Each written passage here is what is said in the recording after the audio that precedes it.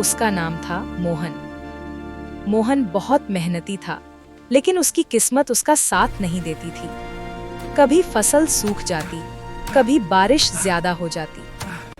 फिर भी वह हर सुबह सूरज निकलने से पहले खेतों में पहुंच जाता और शाम ढलने तक मेहनत करता। गांव में ही एक और किसान था, रघुवीर। उसके पास बड़े खेत, ट्रैक्टर और बहुत पैसा था। वह अक्सर मोहन का मजाक उड़ाता और कहता, अरे मोहन, देखो मेरा इतनी ट्रैक्टर मेहनत पूरा करके में। क्या मिलेगा? कोई किस्मत मुकाबला हो नहीं। तो मेरे जैसी हो। मोहन मुस्कुरा देता और कहता, भैया, किस्मत से ज्यादा मेहनत पर भरोसा है। एक साल गांव में भयंकर सूख पड़ा।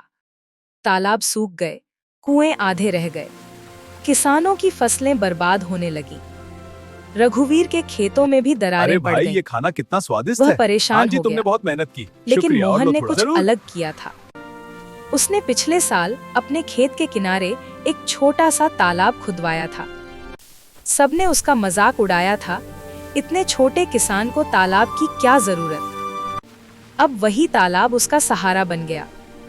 उसने पानी को बचाकर फसल को धीरे धीरे सिंचा। उसकी फसल कम थी, मगर बच गई। रघुवीर के पास बहुत अरे जमीन भाई, थी, ये खाना मगर कितना पानी स्वादिष्ट है। नहीं। हाँ जी, तुमने वह बहुत एक मेहनत दिन की। शर्माते शुक्रिया, हुए और लो मोहन थोड़ा। के जरूर। पास आया और बोला, भाई, अगर थोड़ा पानी मिल जाए तो मेरी फसल भी बच सकती है। मोहन ने बिना सोचे हाँ कर दी। उसने अपने तालाब का पानी बांट दिया। दोनों की फसल थोड़ी बहुत बच गई। गांव वाले हैरान थे। रघुवीर ने पूछा, मैंने तेरा मजाक उड़ाया, फिर भी तूने मेरी मदद क्यों की? मोहन बोला, खेती में बीज चाहे जैसा हो, पर अगर दिल में कड़वाहट बो देंगे तो खेत कभी हरा नहीं होगा। देखो मेरा ट्रैक्टर तो पूरा सच्चाई में। और नेकी का बीज बोता कोई हूँ। मुकाबला नहीं। उस साल गांव में अरे भाई, सिर्फ ये दो खाना ही कितना खेत स्वादिष्ट हरे है। थे, हाँ जी, तुमने मोहन बहुत और मेहनत की। रघुवीर के। शुक्रिया, और लो थोड़ा। जरूर। रघुवीर बदल चुका था।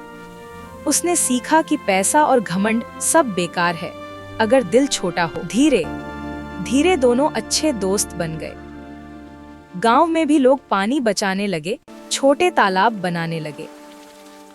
रामपुरा गांव अब सूखे से डरता नहीं था, क्योंकि वहां लोगों ने सिर्फ खेतों में ही नहीं, अपने दिलों में भी अच्छाई बो दी थी। धन्यवाद मेरी बच्ची, यह भोजन भी ग्रहण करो। हाँ दादाजी।